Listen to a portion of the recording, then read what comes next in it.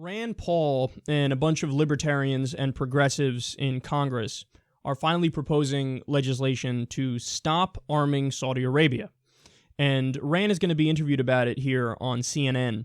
And Wolf Blitzer is going to proceed to ask the face-palmiest of face-palm questions. We are refueling the Saudi bombers. So we are essentially part of the bombing campaign. We're helping them choose targets, and we are refueling the Saudi bombers that are dropping the bombs. It is said that thousands of civilians have died in Yemen because of this. Yes, we need to have a debate over this, and I don't know what the president will do, but he ought to come to Congress and ask for permission. We've given him no authority to get involved in the civil war in Yemen, and we have to ask the bigger question, is this making it better or worse? Are there more refugees or less? Is there more chaos or less chaos with Saudi Arabia bombing into Yemen? So yeah, it's a debate we ought to have, and no president should unilaterally have this authority without the approval of Congress. So for you, this is a moral issue because, you know, there's a lot of jobs at stake. Certainly, if a lot of these defense contractors stop selling warplanes, other sophisticated equipment to Saudi Arabia, there's going to be a significant loss of jobs and revenue here in the United States. That's secondary from your standpoint.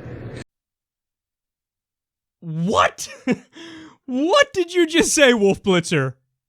Oh, that was the saddest thing I've ever seen.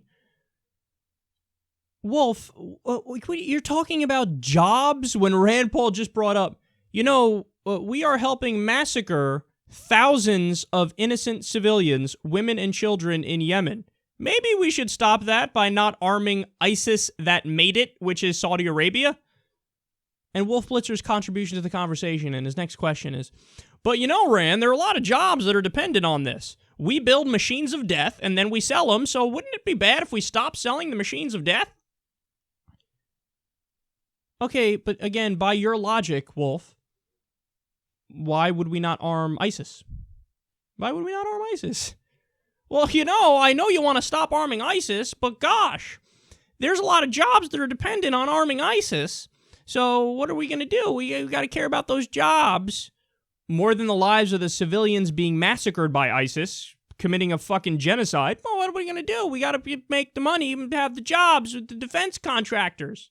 So you got to keep arming ISIS. But that is effectively what he's saying there, because Saudi Arabia, of course, beheads people, so civilized, for sorcery and witchcraft and apostasy. They say all atheists are terrorists, women can't drive, they're second-class citizens, they're covered up. It is Wahhabi Islam, ultra-conservative fundamentalist Islam. Well, that doesn't even enter the conversation. He's like, what do you mean jobs? Hello? He's admitting that the military-industrial complex is a thing. He's just like, no, that's the whole point is the military-industrial complex. Our economy is based on warfare and death. Our welfare in this country is warfare. So the government sector, pumping money all over the place, did you know, is an interesting trick they did. They have weapons manufacturers in every state. So therefore, every senator fights for, I'm against war in theory, but I need my jobs in my state to stay there or else I'm going to get kicked out of office. So, okay, I guess we got to keep making the bulletproof vests in Iowa or wherever the fuck. I guess we got to keep making the tanks in Nevada or wherever the fuck. So you have all the politicians agree on one thing. Yeah, no, totally, keep the military-industrial complex going, and this is what Eisenhower warned about.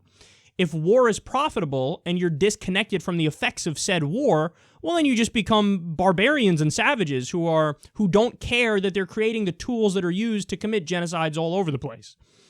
So, and the Wolf Blitzer is the epitome of this ideology in action, where he thinks it's like a 50-50 thing. Like, okay, so you have a moral argument of stop massacring civilians. On the other hand, the profits for the defense contractors, kind of important, aren't they?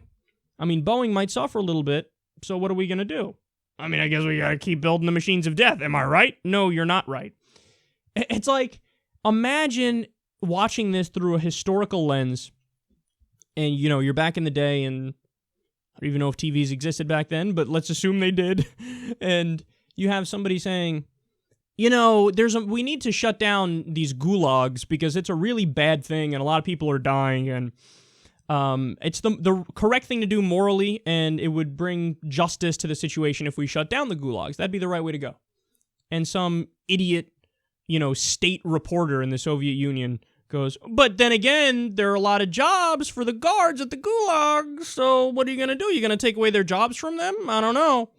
That seems like a kind of a big step, don't you think?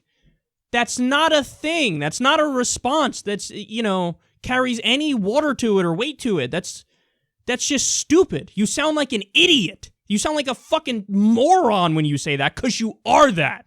Because you can't imagine the considerations when it's not your family being massacred with a fucking drone or an airstrike. As long as it's the other people, as long as it's fucking brown people in Yemen, whatevs, dude. I mean, we gotta make profits, am I right? So it's so stupid and so immoral, and we know Saudi Arabia has been bombing schools and hospitals and mosques and everything. If you're a Shia in Yemen, oh, buckle up, bitch, they're coming after you. They don't give a fuck. So this is what we're facing, and we have idiots who carry water for the establishment here in the U.S. like Wolf Blitzer, and he should be ashamed of himself.